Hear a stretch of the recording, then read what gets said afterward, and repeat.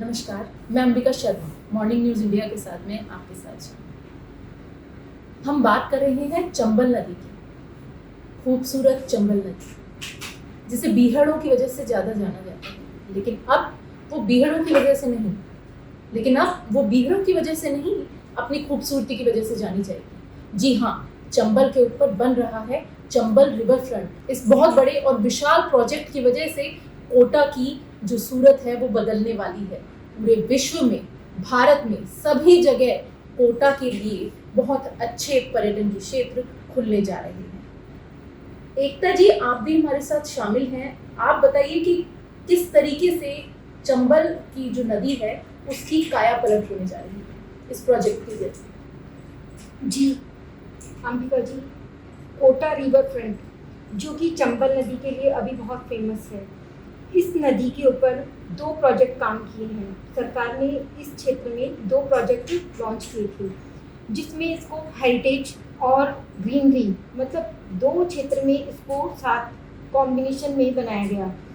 तो नदी जो है उसे देखकर एक उल्लास, एक उमंग और एक उत्साह हर इंसान के उसमें जहन में आता है। और नदी और एक स्त्री दोनों जो हैं वो बहुत ही सिमिलर महसूस होती हैं।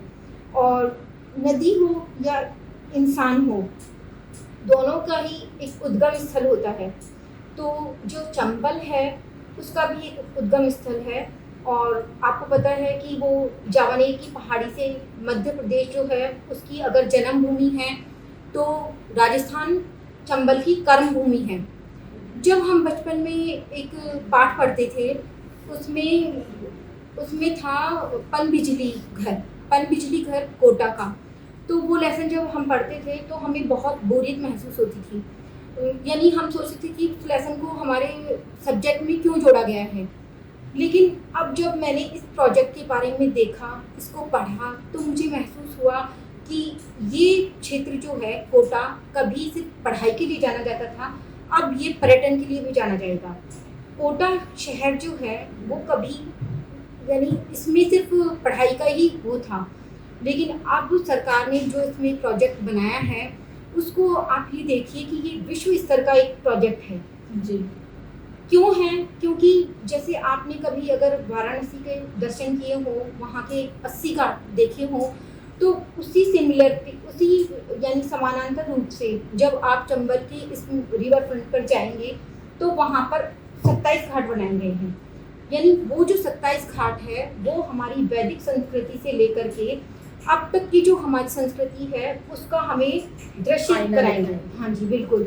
जैसे आपने उसमें देखेंगे कि हमारी जो वैदिक पीरियड है उसकी जो इम्पोर्टेंस है, उस इम्पोर्टेंस को हमने अपनी नदी से यहाँ तक लाने में जो हमारी पूरी जीवन रेखा थी उसको इसमें दर्शाया गया है। इस रिवर फ्रंट को बनाने के लिए यूडीएच मंत्री शांति धारीवाल ने जो इतने अच्छे कदम उठाए और उनकी तरफ से जो इस रिवर फ्रंट को बनाने के लिए नई रूपरेखा तैयार की गई, उसके बारे में आपका क्या कहना है? किस तरह से ये चरण दर चरण आगे बढ़ रही है?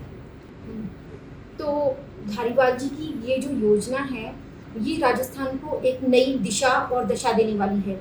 स्पेशली कोटा जो है वो अब पढ़ाई के साथ साथ पर्यटन के रूप में भी जाना जाएगा। कोटा की एक जो स्पेशलिटी है, अगर कभी आपने उसके स्टेशन पर भी कभी वड़ा पाव खाया हो तो आप देखेंगे कि वो मुंबई की आगे लाता है। उसी तरह से जब आप चंबल को देखेंगे ना, तो आपको ये लगेगा कि चंबल जो है वो आपको कोटा में भी युवावस्था में बहती हुई नजर आएगी।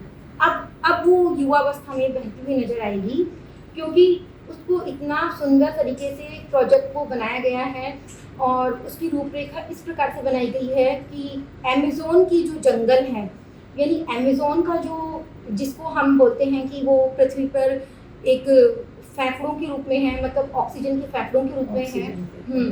तो उसी रूपरेखा के ऊपर ये जो चंबल रिवर का फ्रंट है, इसमें इतनी ग्रीनरी की गई है, मतलब उसकी दोनों तरफ में इतनी ग्रीनरी की गई है कि जब भी हमारे यहाँ पर्यटक आएंगे तो उनको वो आकर्षित करेगी।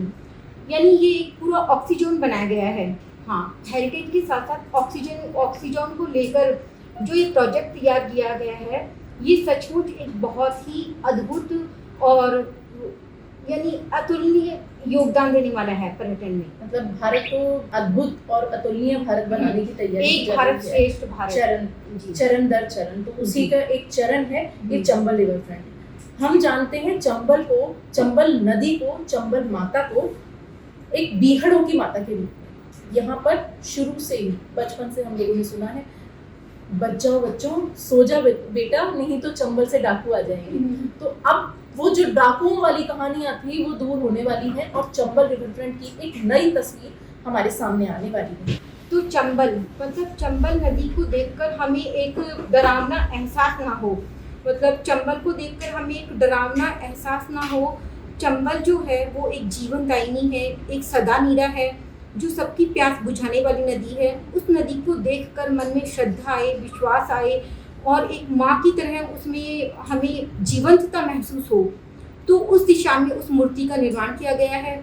और मूर्ति ही नहीं अंबिका जी, मूर्ति के साथ साथ में उसकी जो सखियाँ हैं, जैसे कि कावेरी है, कृष्णा है, गोदावरी है, गंगा है, उनको भी उसमें शामिल किया गया है। तो आप ये देखिए कि वो जो नदी है वो हमारे लिए कितनी श्रद्धा की, कितनी पूजनीय नदी है वो।